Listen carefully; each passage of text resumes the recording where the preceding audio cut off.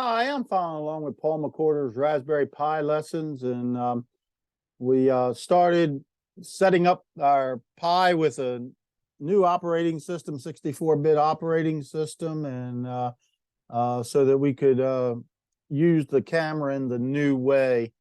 I had never used camera on the Raspberry Pi, so this was very interesting to me. So got followed along with Paul and got the code running, and then for homework he asked us to add a frames per second to the code to see how many frames per second we're getting. I had a leg up. About half his class is probably going to have a leg up because they did Python AI course with Paul, and he taught us how to do that in there. So I went ahead and put the full-blown thing on there. Paul probably might do this over a couple of lessons, but we'll get to my thing. Oh yeah, when I set up the new one, I took the time to go ahead and set it up for VNC as well. So makes it easier doing these videos, VNC and into it. So that's how we're viewing the window on the Pi. So like I said, this is the code that Paul gave us, and the only thing we added was for the frames per second. We need time, and then a couple. I did the weighted average so it doesn't change so fast. So that use weighted averages. That way you get an average over time. This 0.05 will give you, it averages the last, only adds in 5% of the current value into the average. So it makes it so it's more stable, but still over time, it gives you a real good average. And so we need these couple variables for that. And we have to grab the time before we start our while true loop. And then in our while true, we grab the time again and subtract it from our T last up here. And this creates or calculates our current FPS for this frame. And then we'd use the weighted averages here to get that. And of course, we have to put the last time. We have to, it's like previous millis. You got to put the last time back in for the next loop around. And then I know a lot of people are only familiar with putting it down in the print statement down here, but Paul showed us how to put text on the right on the screen in the other previous AI lesson. So I did that as well. So that was fairly simple, but I decided to go ahead and post it anyhow. So we'll show it running.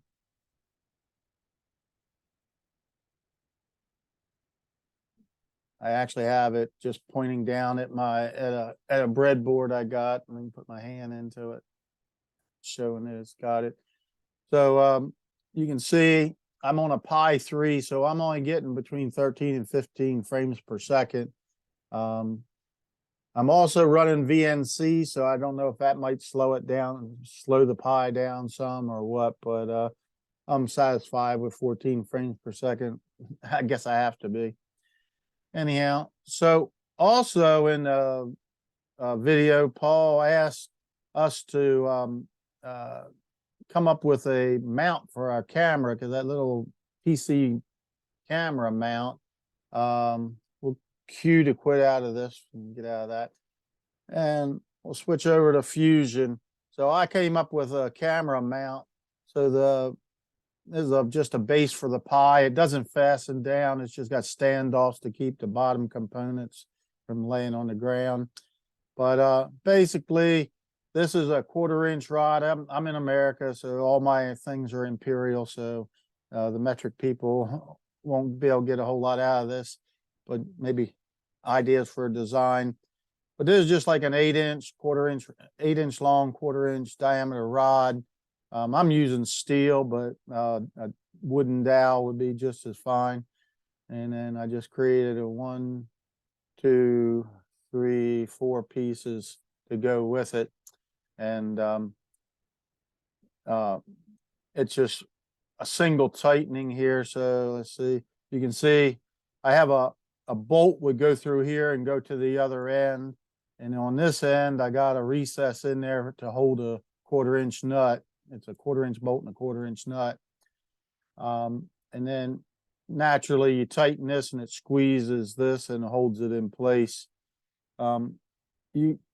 This gives you a pan by moving this around this circle here. You can pan as far as your cables will let you. And you also have a tilt by tilting this up and down. So as you saw, my video was tilted down at my breadboard. So it makes it pretty good for that. Let's see if we can zoom in here on this. So basically, I just made a slot for the PC board to slide down into. Wasn't a whole lot of clearance on the back side of the PC. I'm in an American unit, so it's about 50 thousandths or like 1.5 millimeters before you get into components on the back side of it. And we had maybe 3 millimeters or 100 thousandths clearance on the front of the PC before started getting into components. So I just used those facts and made a slot in here. And let's see if I can spin it around a little bit here.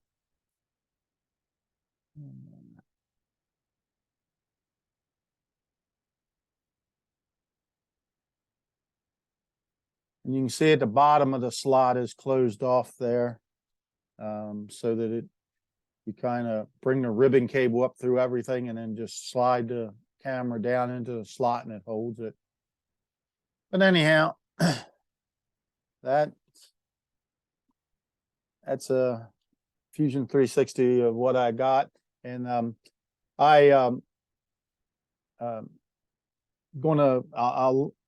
took the F3D file and put it on my Google Drive. So I'll link to it in the description of this video. So if anybody wants to download it and look at it and maybe adjust it for metric or whatever you want to do, that's fine. I think I have a photo of it put together here. It's kind of a dark photo, but you can see it's put together. The camera's sliding into the spot, and the Pi 3 is down here on the bottom, and you just tighten this knob until you don't get movement. And I can move this part fairly easy and spin it around, depending on how tight that is. I actually designed it for a 2-inch long 1/4-inch bolt, but I looked around my shop and the only thing I could find was a 2.5-inch long one, so it's sticking out a little bit, but it works fine. Anyhow, so that's one thing. Another thing, it was kind of cool. This was actually the second main project I used. For those that have followed on the Fusion 360 3D printing class, I had a Prusa i3 Mark III or whatever they're called, and actually right before Christmas it blew the main board, and I didn't know what it was, and I back and forth with Prusa support. They've been great, but we've concluded that it's the main board and it's over $100. So I decided, printer was about 4 years old. I might fix it eventually, but I'm always looking around to see what's new and exciting out there. And I actually purchased a new printer. It's from Bamboo Labs. Let's see. So this printer, it's closed source, but it just works. And I'm a big fan of open source, but I don't have an open source wash machine and don't have an open source microwave oven. I just want it to work. And from some reviews online, they said, "Oh, this thing just works." I mean, it's got everything I want. It's got the PEI steel bed, flex steel bed with magnets on it, so you can just pop your parts off nice and easy. It also has uh, uh, Wi-Fi connection, so you can send your files over via Wi-Fi. I never upgraded my Prusa to take the Wi-Fi, so I was always downloading it onto an SD card and taking it to the Prusa to print. So this is my first printer with Wi-Fi connection, so that's kind of cool too. And the printer, it's because I'm an early purchaser of it, I got a couple freebies on it. They got a giant parts cooling fan that you probably don't need. I probably won't put that on. It's mainly used. This is the P1P version of their printer, Bamboo Lab printer. They have an X1 version, which is an enclosed system. And for printing PLA in that enclosed system, you almost need this parts fan. So I probably won't put that on unless I find a need for it. This is a giant fan that goes on the side of your print and cools the whole area off. I just thought, wow, that's pretty extreme. But it also has a work light. I might put that on. It's just a LED strip. And then it also has a slow camera. It's just made mainly for time lapse. It'll send a picture every 2 seconds. So it's mainly just for monitoring your print and seeing if it's failed or anything if you're not around your printer. It also has a phone app, and it uses their own version of the Prusa Slicer, which I was very familiar with. So that was good. Prusa Slicer is open source, so they had to keep that open source. So that part of it's open source. But they redesigned it. Instead of being orange backgrounds, it's all greenish color backgrounds and everything. But it's kind of cool. And I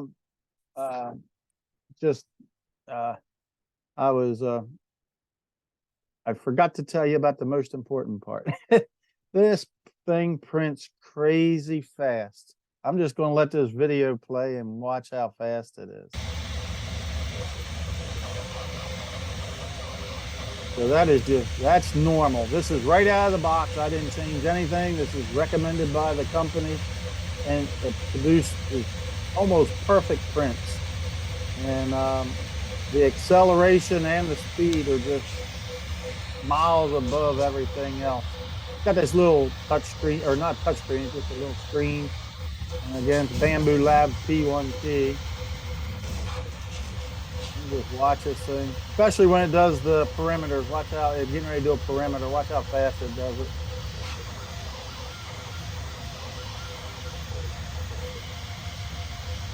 Now it's doing infill. Anyhow, I looked around. I had seen this one, and I looked at I think, what is it? The Creality has the M5 or something. I forget what it's called. It's got a 5 in the name of it, but it looked like a good option, and it was a little cheaper. But I settled on this one for price performance, and so far I've been happy. And like I said, I've printed maybe 6 plates of prints now, and with my Prusa, even I was afraid to print multiple items, because if one failed, then they all failed. And I've printed platters full of stuff for this printer, and all the parts for this stand for my camera were printed all at once, and it only took those parts only took I don't know, maybe an hour and a half. I don't know, but it was a lot quicker than it would have been on a Prusa for sure. Anyhow, that's what I got to show there. One last thing before I let you go. I don't know if some of you guys follow me and know about it, but other ones don't. While I've been waiting for the MicroPython on the Raspberry Pi Pico lessons on pause, I decided to make a new PCB. I've been creating PCBs for a couple of years, and I made New PCB created like a Christmas tree with blinking neopixels and a buzzer for Christmas buzzer music and everything. And I have 3 videos on my website. I'll link to that playlist as well in the description here. Uh, uh, it takes, it's probably about an hour total worth of videos, but it takes you through my thought processes and design processes for creating PCBs. So anyhow, that's what I've been up to over the holidays, and looking forward to Paul getting into the MicroPython and continuing on with the OpenCV on the Raspberry Pi. Talk to you later. Bye.